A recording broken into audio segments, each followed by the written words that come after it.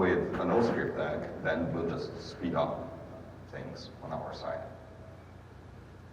I don't think there's much difference. Gary? Yeah. Over here, left. You're right. Hi, Gary over here. For the accordion. Right. So for sites, never mind. You don't have to We are competing.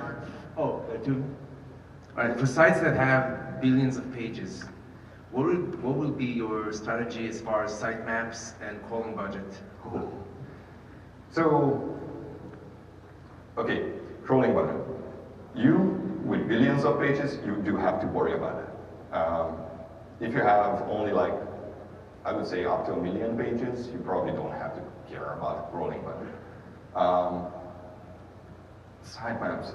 So, I think if I were a technical SEO at that site, then the first thing that I would ask is whether we do need to have those billion pages.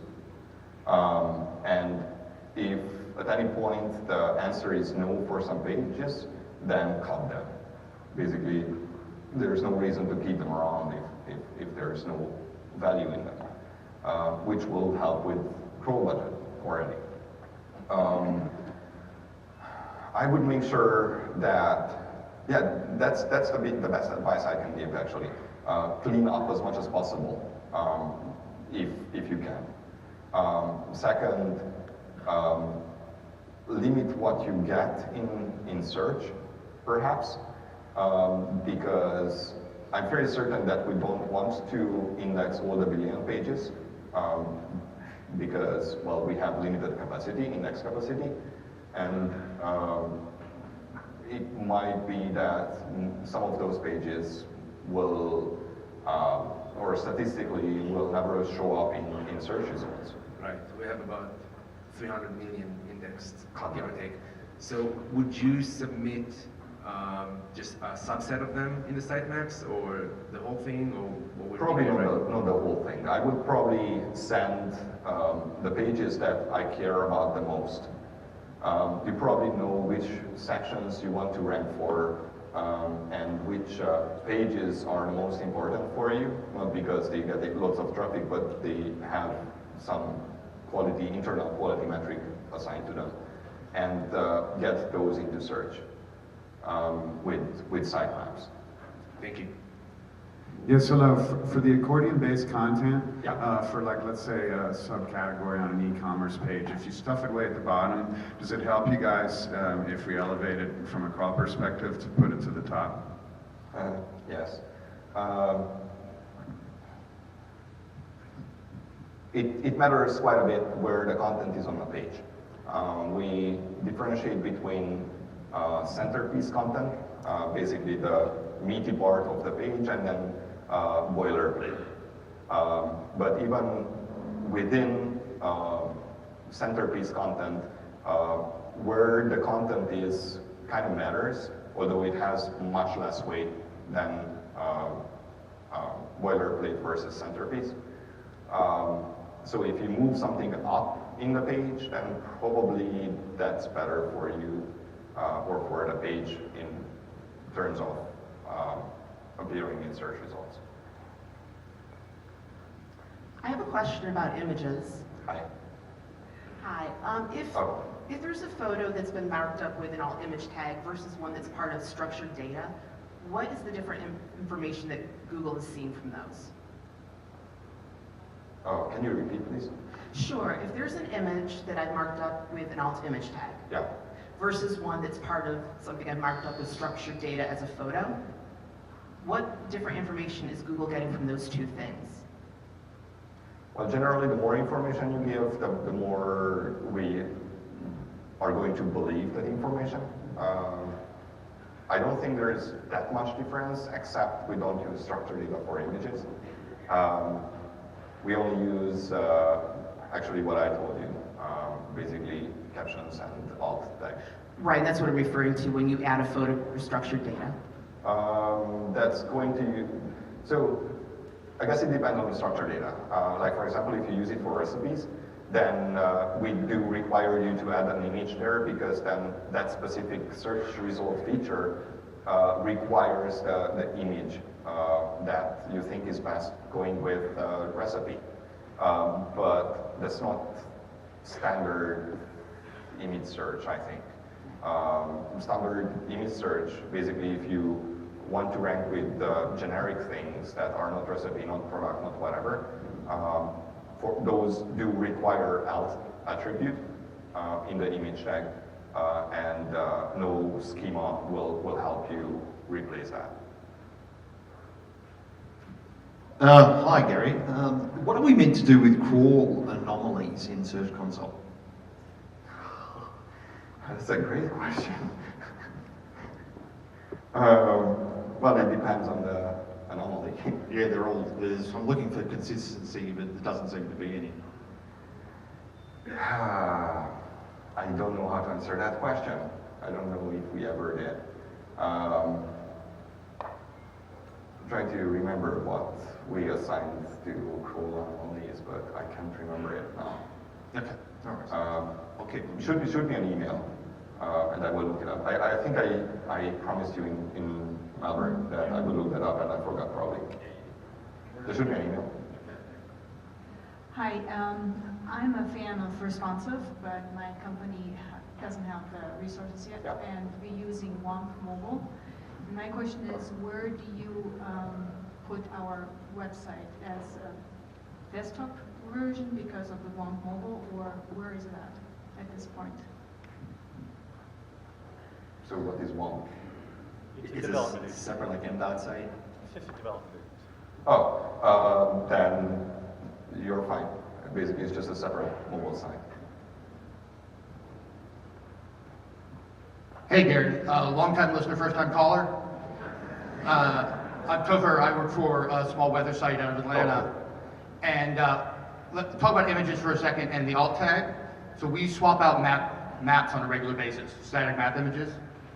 For ranking purposes, to make sure they show up in image search and such, should we do a unique alt tag every single time, even though it's just the storm has moved in the last hour or last half hour? Or is it just updating a timestamp or something like that the way to go for that? We're probably during an event like for Michael, we're updating the same image in the same piece of content 1,500 to 2,000 times over 2 days.